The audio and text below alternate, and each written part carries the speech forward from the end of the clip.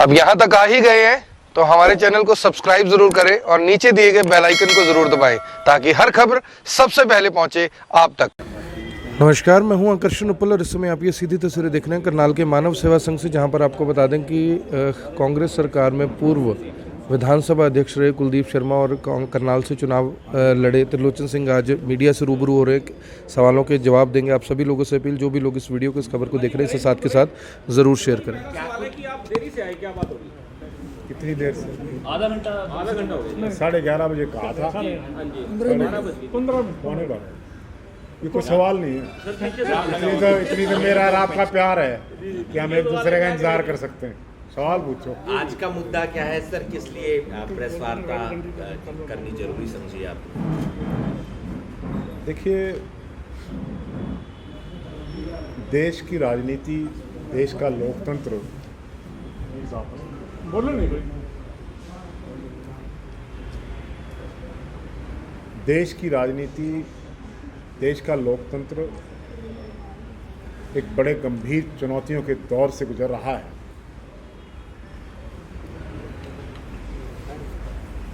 सैकड़ों साल के संघर्ष के बाद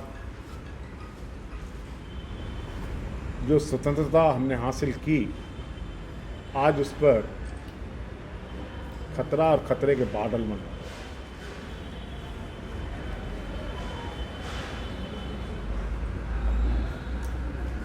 सारी दुनिया को आज पता है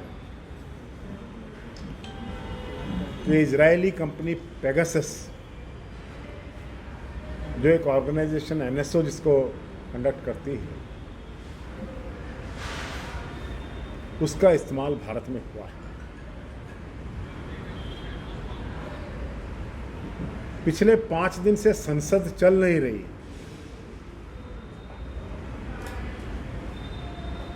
विपक्ष का आरोप और आक्रोश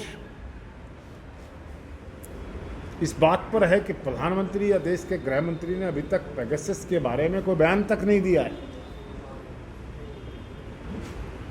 क्या था ये पेगासस?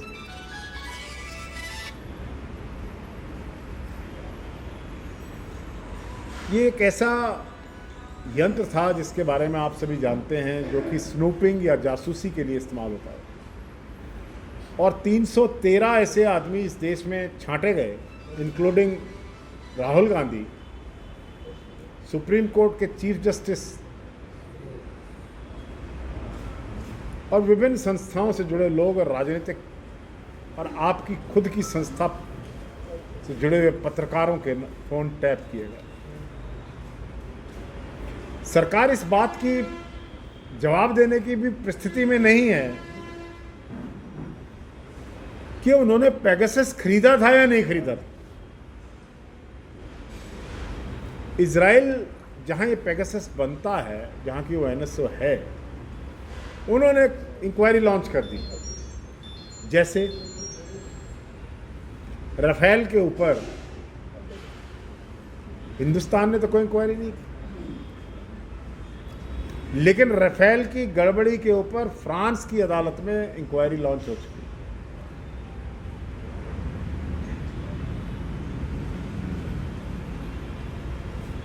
तो ये देश जानना चाहता है, आपके माध्यम से हम जानना चाहते हैं, अपनी आवाज बुलंद करना चाहते हैं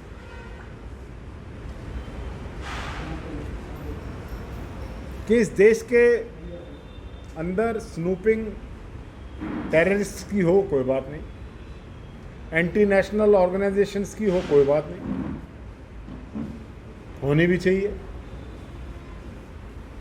देश में टेररिज्म से भी खतरा है, एंटी नेशनल लोगों से भी खतरा है, इसमें कोई बात, इस पर कोई लड़ाई नहीं। लेकिन राजनीतिक व्यक्तियों को, जुडिशियल इंस्टीट्यूशंस को, सुप्रीम कोर्ट के चीफ जस्टिस को, पत्रकारों को, पॉलिटिकल आदमियों का फोन और सरकारें फोन टैप करके गिराई जाएं, इस पर हमें सख्त नाराजगी है। हम सच जानना चाहते हैं कि आपने किस किस का फ़ोन टैप किया, लेकिन सरकार तो ऐसी परिस्थिति में है कि ये भी कहने के लायक नहीं रही कि हमने पेगासस खरीदा है या नहीं खरीदा। कम से कम ये तो कहने खरीदा है या नहीं खरीदा। अगर खरीदा है तो किस पर इस्तेमाल किया गया, ये पूछने का हक लोकतंत्र में है। और इसी बात पर संसद में गतिरोध चल रहा है। दूसरी परिस्थिति किसानों की है। समझ में नहीं आ रहा अभी तक कि 9वां महीना चल रहा है किसानों के एजिटेशन का। ना तो सरकार अपनी बात उनको समझा पाई है और ना सरकार ने किसानों की बात समझने की कोशिश की, जिसकी वजह से एक और गतिरोध देश में। दिल्ली की, इस देश की राजधानी की सीमाओं पर किसान दरवाजे खटखटा रहे हैं केंद्रीय सरकार के, परंतु कोई जवाब नहीं। बात करने के लिए तैयार नहीं है। कहते हैं तैयार हैं तो बुलाओ। देश के अन्नदाता के ऊपर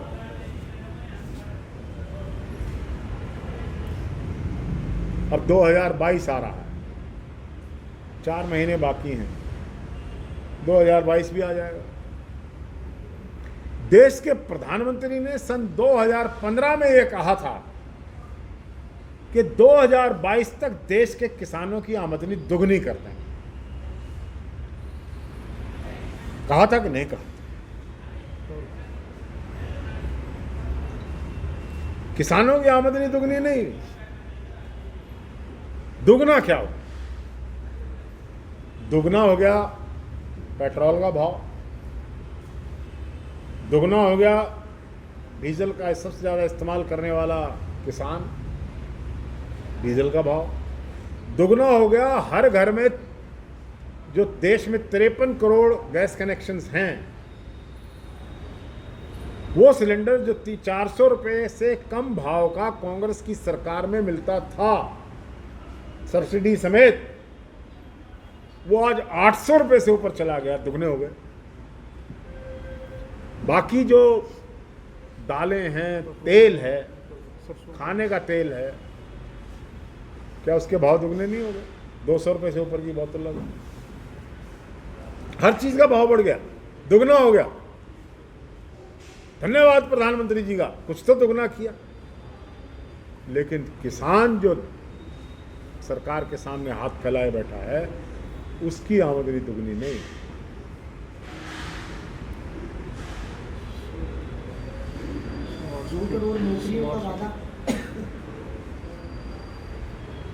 अब हरियाणा सरकार की बात ले लो।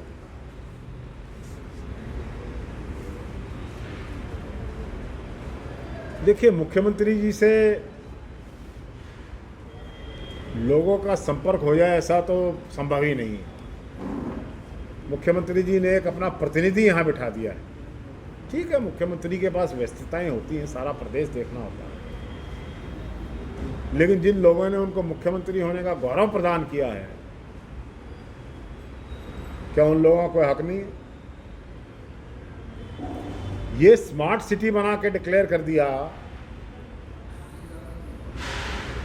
अब आप बताएं इसमें क्या स्मार्ट हो गया? How it is a smart city? सड़कों पर, गलियों में, नालियों में जल भराव, एक बारिश से सरकार के एडमिनिस्ट्रेशन की पोल खुल जाती है, शहर डूब जाता है, मेन होल स्टॉर्म वाटर्स के मैनेजमेंट। ये स्मार्ट सिटी का हाल है, जिसको 6 साल पहले स्मार्ट सिटी डिक्लेयर किया गया, जहां पर अब ये कहा जा रहा है कि सैकड़ों करोड़ रुपया खर्च हो चुका है इसको स्मार्ट बनाने में। वो खर्च कहां हुआ है, किस चीज पर हुआ है, वो नजर भी तो आना चाहिए।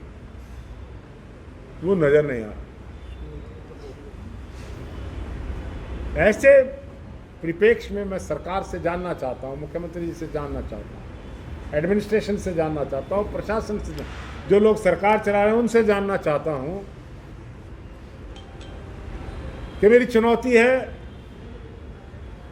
कि आओ किसी पटल पर बहस करें करनाल की डेवलपमेंट पर, करनाल के स्मार्ट सिटी स्टेटस पर। अगर आप बहस नहीं करना चाहते, मुझे पता आप में साहस नहीं है,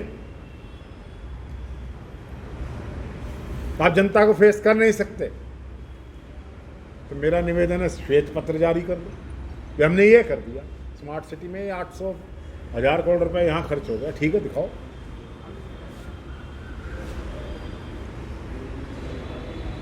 तो ये सारी परिस्थितियां आपके सामने, व्यापार धीमा है। सरदार मनमोहन सिंह ने कहा है देश की अर्थव्यवस्था का 1991 वाला हाल हो जाने वाला है, उससे बुरा हो जाने वाला है। दुकानदार भाइयों से पूछिए, व्यापारियों से पूछिए, नौजवानों का भी, जिनको 2 करोड़ नौकरियां हर साल की बात की गई थी, उनसे पूछ लीजिए भी कितनी माइनस में है। मुख्यमंत्री जी और हमारे नेता प्रतिपक्ष की बहस चल रही है, बेरोजगारी के मुद्दे पर चल रही है, अखबारी माध्यम से चल रही है। हमने कहा है मुख्यमंत्री जी आप बहुत बड़े आदमी हैं, कुलदीप शर्मा बहुत छोटा आदमी है। हालांकि विधानसभा में जब मैं स्पीकर था तो मुख्यमंत्री मुझे सर कहता, इतना छोटा आदमी। मैं ऐसे पद पर बैठा हूं जो मुख्यमंत्री की कुर्सी से 12 फुट ऊपर था। लेकिन चलो, मुख्यमंत्री बहुत बड़े आदमी हैं, हमारे से हम छोटे आदमी हैं। आप किसी प्रतिनिधि को भेज दीजिए, हमारे से बहस कर ले। आपके पास तो टाइम नहीं है करनाल के लिए। एक और, बिल्ली के भागो छीका टूट गया, पुलवामा काम आ गया, यहाँ पर मेंबर पार्लियामेंट बन गए। जो म्युनिसिपल कमिश्नर नहीं बने वो मेंबर पार्लियामेंट बन गए। 2 बार आ गया। वो कहाँ है? करनाल वो मेंबर पार्लियामेंट की सीट रही है जहाँ से पंडित भगवत दयाल और पंडित चरंजीलाल सुभद्रा जोशी जैसे व्यक्तित्व के मालिक सांसद रहे हैं। अब है कोई व्यक्तित्व? सांसद नदारद है, एब्सेंट है। और नहीं तो फिर माननीय सांसद महोदय को बहस के लिए ड्यूटी लगा दीजिए। कम से कम इन कांग्रेसियों का मुंह बंद कराइए, इनसे जाके बहस कराइए। आओ सांसद महोदय, आप आ जाओ। थोड़े दिन 14 सेक्टर के कृष्ण मंदिर में दरबार लगाया था, वो कब्जे की जमीन पर कब्जा किया वो। वहां बीजेपी का दफ्तर खोल दिया था, कृष्ण मंदिर के अंदर बीजेपी का दफ्तर। वहां बैठकर मीटिंग हो रही है।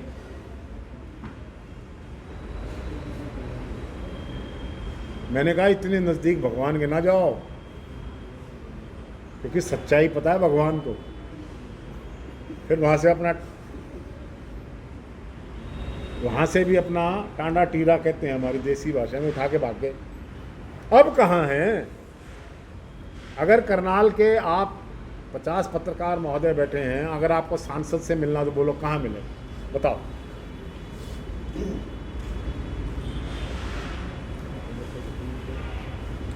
उनका दृष्टिकोण ही नहीं, सोच ही नहीं, वो स्तर ही नहीं। वो पार्लियामेंट्री डिबेट्स में जाओ, पार्लियामेंट में करनाल की आवाज, करनाल के लोगों की आवाज करो, हरियाणा की आवाज पैदा करो। कभी सुना है? कभी सुना है क्या कि करनाल के मेंबर पार्लियामेंट ने देश की संसद के अंदर करनाल की और हरियाणा की आवाज उठाई?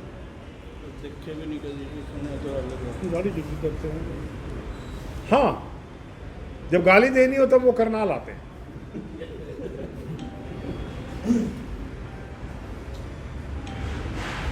फिर उनसे कहा भी आपने गाली दिया, माफी मांग लो।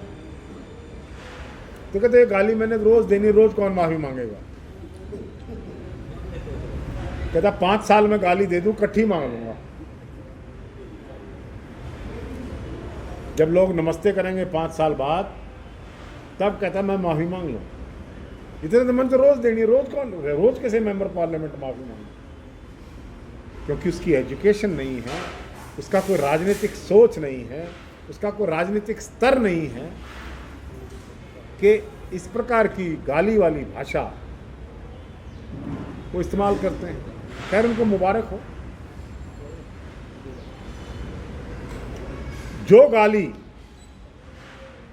करनाल के सांसद ने कांग्रेस के लोगों को अपने सम्मोहन करने वाले संभाषण में दी हैं, तो हम स्वीकार नहीं करते हैं।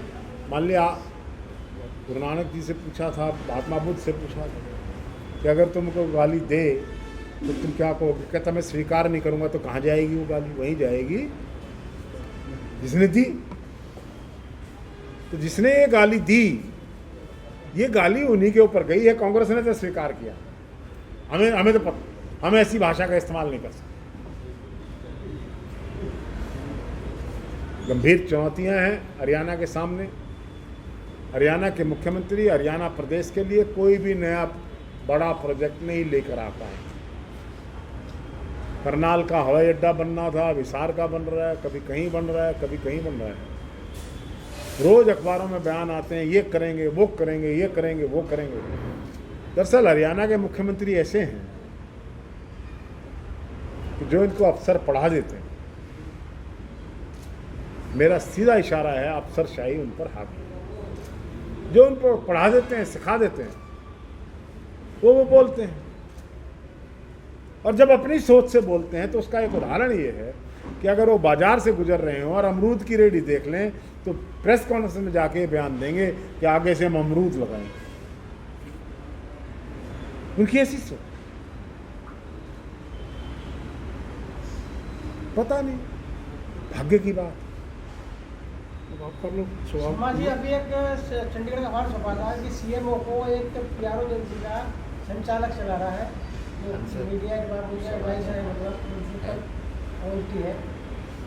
तो आप तो वही बात रिपीट कर रहे हो जो मैंने कही है कि माननीय मुख्यमंत्री जी अपने पैरों नहीं चल रहे हैं, अफसरशाही के पैरों चल रहे हैं। सर, जो बात आपको पता है, पब्लिक को पता है, सीएम साहब को नहीं पता, ऐसा क्यों? क्योंकि चीफ मिनिस्टर होते हुए उन्होंने कभी सामान्य जनमानस से न तो उनका आदर किया, ना ही उनके बीच में जाने की कोशिश की। सीएम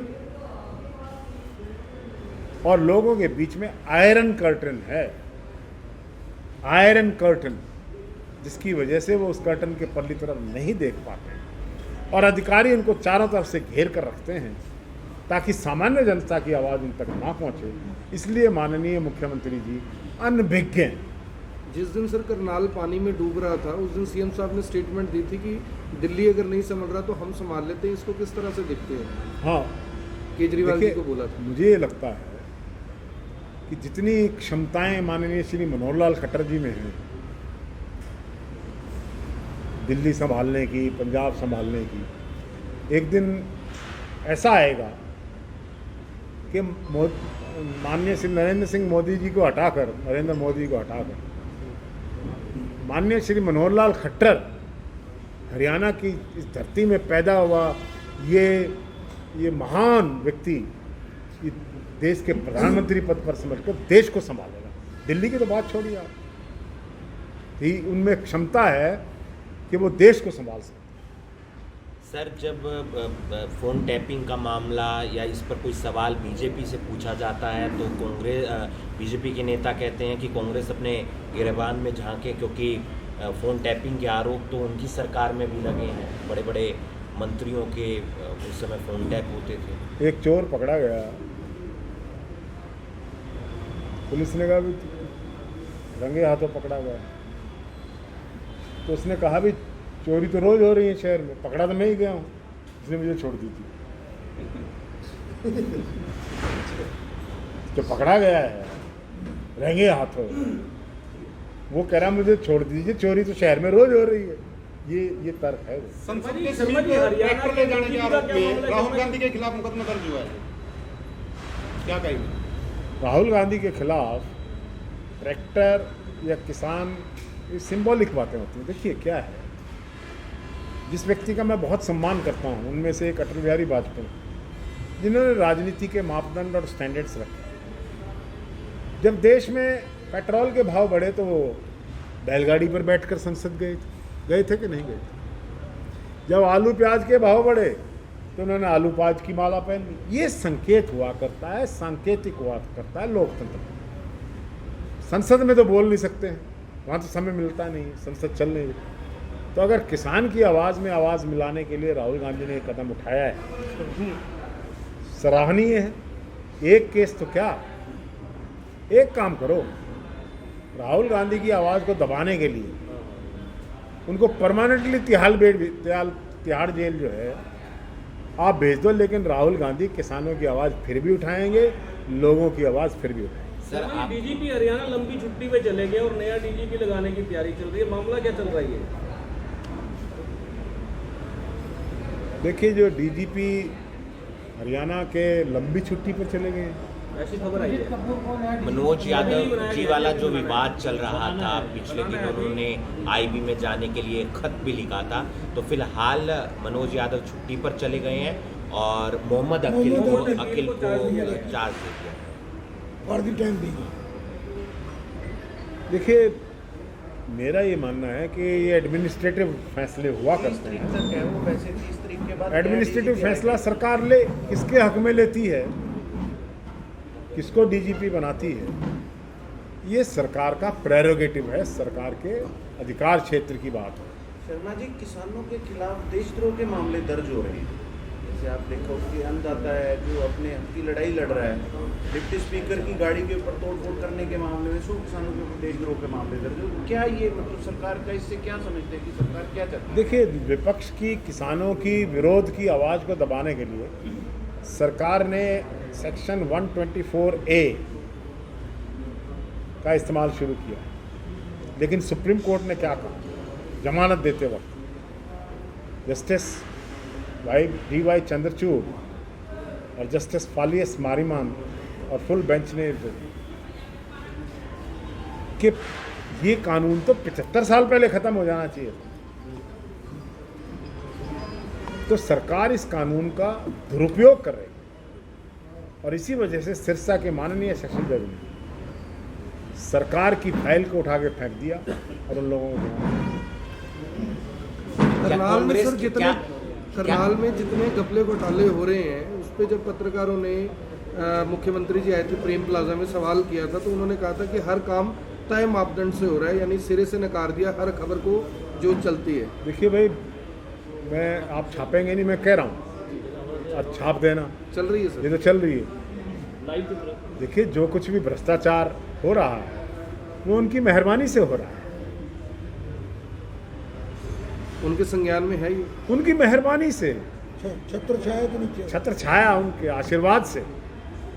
शर्मा जी, आप कार्यकारी अध्यक्ष बनने जा रहे हैं, ऐसी खबर आई है देर रात को पता लगा है कि आप हरियाणा देखिए, सुखीजा के पास देर रात को जो खबरें आती हैं क्या खुश है क्योंकि कुमारी शैलजा के खिलाफ काफी विधायक लामबंद इकट्ठे हुए थे, मिलके भी आए थे, इस तरीके की चर्चाएं थी। क्या आप खुश हैं कुमारी शैलजा के काम से? विधायक क्या ये ठीक नहीं है कि 31 में से 26 विधायक पेगासस के मामले में जब चंडीगढ़ का प्रदर्शन हुआ तो 26 के 26 उनके नेतृत्व में, जो 5 नहीं थे, आप करेंगे क्या? नहीं, शांत रहिए। 26 व्यक्ति वहाँ पहुँचे और 5 जो नहीं पहुँचे उनके रीजंस थे, उन्होंने माननीय प्रदेश अध्यक्ष को इन्फॉर्म कर दिया। हो सकता है, जैसे मैं पहाड़ों में गया हुआ था, परसों ही लौटा हूँ, तो ऐसे उस अनुपस्थिति को नहीं समझना चाहिए। कांग्रेस एक है और जब सरकार के खिलाफ खुलता है तो सारी कांग्रेस इकट्ठी होकर लड़ती है। बाकी आपको थोड़ा सा खुश करने के लिए मैं कह देता हूँ कि जो आप मेरे से कहलवाना चाहते हैं वो मैं कह देता हूँ कि सत्ता का संघर्ष हर जगह है, चाहे वो कांग्रेस है, चाहे बीजेपी है, चाहे कोई और पार्टी, सत्ता के संघर्ष में दल टूटते हैं, विभाजन होते हैं, लेकिन कांग्रेस एक विचारधारा के साथ चलती है। It's an ideology. हम बात करते हैं कोई भी पार्टी है, उसकी जो रीढ़ होती है वो संगठन होता है। पिछले 7 साल से संगठन को मजबूत नहीं कर पाई कांग्रेस। ठीक। तो आने वाले समय में जिस तरह के जो हालात चल रहे हैं, हम पंजाब की बात भी करें, कैप्टन सिद्धू का एपिसोड ले लें, तो मैं कहता हूँ कि संगठन को लेकर क्या पार्टी कोई इस पे निर्णय लेगी कि जब तक संगठन मजबूत नहीं आपने होगा? 2 सवाल पूछे। पहला सवाल, संगठन नहीं है, ठीक है, और 7 साल से नहीं, और होना चाहिए। क्यों नहीं है, बैकबोन है वो। इसकी जवाबदारी जिन लोगों के ऊपर है उनमें से मैं नहीं। मैं इस बात का प्रबल समर्थक हूं कि कोई भी संगठन के बिना सरकारें नहीं बना करते। संगठन आपका व्हीकल होता है सत्ता तक जाने का। इसलिए संगठन की मजबूती, संगठन का निर्माण कांग्रेस के लिए सर्वोच्च और प्रथम। तो जो ये विधायक मिले हैं सोनिया जी से या राहुल जी से, तो क्या उसमें एक बात ये भी आई है सामने आपके पास कोई? मेरे विचार से न तो कोई विधायक सोनिया जी से मिला है और न ही कोई विधायक राहुल जी से मिला। वेणुगोपाल जी से मिले सर, वेणुगोपाल जी से हैं? मिले। बात तो उनकी वहीं पहुंची है ना सर, सारी हाईकमान तक बात तो पहुंची। हाँ, ये ठीक है कि इस बारे में भी उन्होंने क्या कहा क्या नहीं कहा, कुछ बातें अखबारों के माध्यम से मुझे पता लगी हैं। सच्चाई क्या है इसके बारे में तो माननीय विधायक ही, तो उन्होंने क्या कहा, आई डोंट नो। सर इसी सवाल को वर्तमान में सीएम के बीच में तनातनी सर, चल रही इसी है, सवाल इस विषय को- में क्या कहना चाहेंगे? नवजोत सिंह सिद्धू और सीएम के बीच में तनातनी चल रही है सर, पंजाब के जो मुख्यमंत्री हैं। खत्म तो हो गई तनातनी, सब इकट्ठे हो गए एक मंच। सर आपको लगता है जैसे नवजोत सिंह सिद्धू बनाए गए, उसके साथ 4 कार्यकारी अध्यक्ष बनाए गए, हरियाणा में भी ये पॉलिसी लाई जा सकती है कि जीटी रोड बेल्ट का एक कार्यकारी अध्यक्ष, हिसार बेल्ट का एक कार्यकारी अध्यक्ष, इस तरीके से जैसे पंजाब में ये फॉर्मूला लागू किया गया है कांग्रेस की तरफ से? देखिए, मेरा ये मानना है कि समस्या की जड़ में कोई पद नहीं है, समस्या की जड़ में सोच है। सोच ठीक हो जाए सबकी। लेकिन लड़ाई तो पद की चल रही है सर। अब वो कुछ लोगों के लिए पद महत्वपूर्ण होता है, कुछ लोगों के लिए सोच और मुद्दे महत्वपूर्ण हुआ करते हैं। शर्मा जी सर, मेरा सवाल था शर्मा जी आपने कहा, आपने ये पूछा था कि कौन फेलियर किसका है, ये इस संगठन को खड़ा नहीं कर पा रहे, आखिरकार दिक्कत क्या है? देखिए, ये 7 साल से संगठन हमारा अस्तित्व में नहीं आया है। इसके लिए जो संगठन का निर्माण करने के लिए अधिकृत लोग हैं, वो क्यों सामंजस्य नहीं बिठा पाए, क्यों आपसी तालमेल नहीं बना, इसके अनेकों कारण हैं। उन कारणों में जाओगे तो 7 साल पीछे से लेकर एक लंबा इतिहास है। लेकिन मेरा ये मानना है कि अब बिना किसी देरी के कांग्रेस को में संगठन होना चाहिए। निरुत्साहित हो जाएंगे कार्यकर्ता, अच्छी बात नहीं है, होना चाहिए। सर इसी सवाल को मैं आगे बढ़ाना चाहता हूँ। 2019 में क्या संगठन ना होने का फिर नुकसान हुआ? क्योंकि जिस हिसाब से परफॉर्मेंस निश्चित रूप से। अगर संगठन होता तो जाहिर तौर पे निश्चित स्थितियां रूप से बदलती। निश्चित रूप से जो हालात मैं साफ वही करूंगा। मैं किसी के अंडर काम नहीं करता हूँ, मेरी अपनी सोच है। अगर कांग्रेस के नेतृत्व, आप नाम ना पूछना किसी से, ना तो मैं किसी का नाम लूंगा ना नाम, नेता और नेतृत्व सही समय पर सही फैसले लेते तो आज हरियाणा में कांग्रेस की सरकार होती। शर्मा जी इसी पे सवाल है। वही हालात बने हुए हैं, शर्मा जी वही हालात बनते जा रहे हैं लगातार। सरकारों पर घोटाले के आरोप लगते हैं। आपकी सरकार में ज्यादा घोटाले हुए या बीजेपी सरकार में ज्यादा घोटाले हुए? क्योंकि आप ही के एक विधायक ने कहा था बिना घोटालों के सरकारें नहीं चलती। कौन से ने कहा? शमशेर सिंह गोगी। शमशेर सिंह नहीं चलती। तो उनकी सोच के पीछे मैं जवाब दूं? वो कह रहे हैं मैं अगर मान लिया शमशेर गोगी कोई बात कह रहे हैं तो उसका जवाब आप मुझसे लेंगे, मैं कहूं तो मेरे से बात करें। बीजेपी है तो कांग्रेस के घोटाले की है तो सर वो तो है तो कांग्रेस के विचारधारा कहाँ से चेंज होगी सर? देखिए, शमशेर सिंह गोगी कोई बात कहेंगे तो उसका जवाब वही देंगे, मैं कोई बात कह रहा हूँ उसका जवाब मैं दूँ। सर आखिरी सवाल है सर, आपने कहा कि पानी में करनाल डूब रहा था, सरकार में ज्यादा घोटाले हुए हैं या बीजेपी में ज्यादा घोटाले हो रहे हैं, आप बता दीजिए। आप एक चीज बताइए कि भारतीय जनता पार्टी की सरकार ये कहकर इस देश में आई थी, आप ये मान रही हैं कि इस सरकार में घोटाले हो रहे हैं?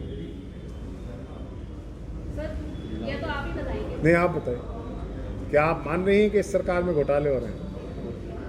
शेर सिंह गोगी के गठन पर ये सवाल उठाए थे। नहीं, किसी को मदद ना करो, उनको पूछता हूँ, बोलो, हो रहे हैं? ये तो सर आपके लोग होते रहे वो ये तो आपने बता दिया सर घोटाले हो रहे हैं। नहीं, मुख्यमंत्री ने कहा था कि वो पीछे मुख्यमंत्री हैं। हाँ,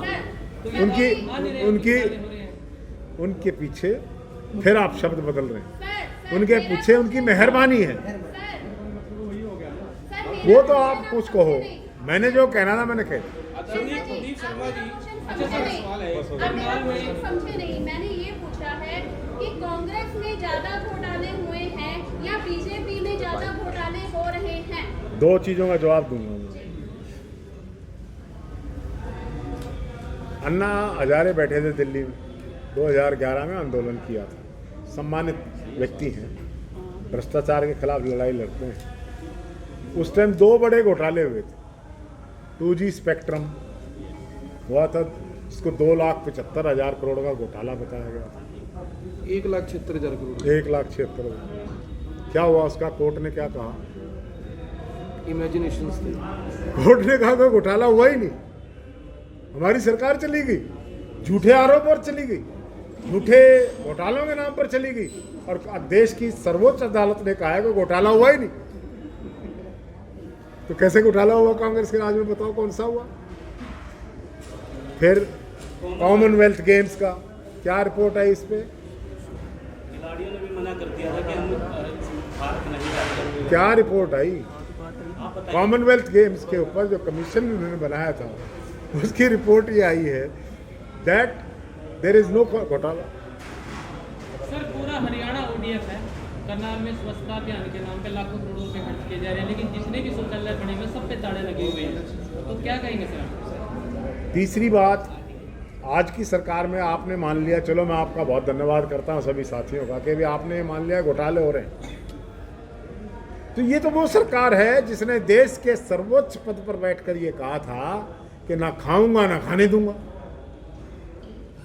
करप्शन को जो टॉलरेट करता है, जिसकी मेहरबानी से करप्शन होती है, वो भी करप्ट है। शर्मा जी, बड़ा सवाल ये है, मेरे पिता पंडित चंद्रीलाल शर्मा 7 बार मेंबर पार्लियामेंट बने, कोई है आरोप? कोई लगा सकता है आरोप? मैं 10 साल रहा हूं, कोई लगाया आरोप?